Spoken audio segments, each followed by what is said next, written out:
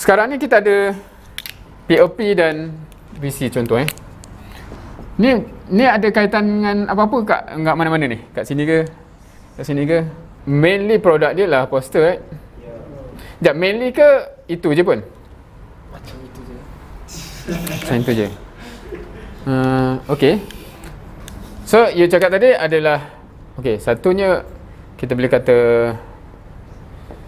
I would assume kalau yang line up and the such tu dia isu branding, betul ke?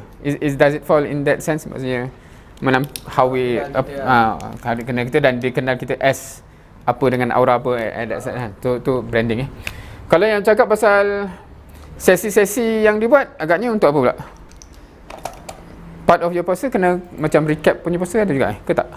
Orang recap bahagian foto lah, bahagian gambar. Bahagian gambar. Okey. Kalau yang tu, kalau recap ada objektif besar ke cukup syarat? Tak, I'm asking, do you think ataupun can you think dia tak ni bukan nak memaksakan semua benda, sebab dia ada benda yang teknikal yang dia penting, sebab kalau tak semua benda stuck. Faham? Macam saya sediakan makanan, awak kena ada je besar, dia tak kalau tak makan memang tak, contohnya gitu. So dia still important for the whole thing to work. Tapi kalau ada benda yang sepatutnya dia fikir besar tapi dia tak fikir, tu sayang lah. Okay je, sebab nak apa? Nak tunjuk kat orang lah kita ni sebenarnya buat apa. Okay. Lepas tu lagi satu yang isu isu Isu ni untuk apa? Awareness lah. Awareness of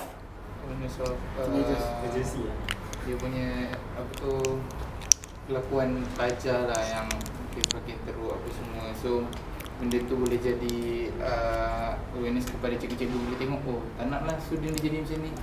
Okay. So, okay. So saya cakap tu macam kan. Okay. So setiap benda ni dia ada target market, target audience tak? Target audience sama ke lain? Branding untuk sponsorship, tiket program untuk Okay, interesting. Dia cakap sponsor sini. Ya ke?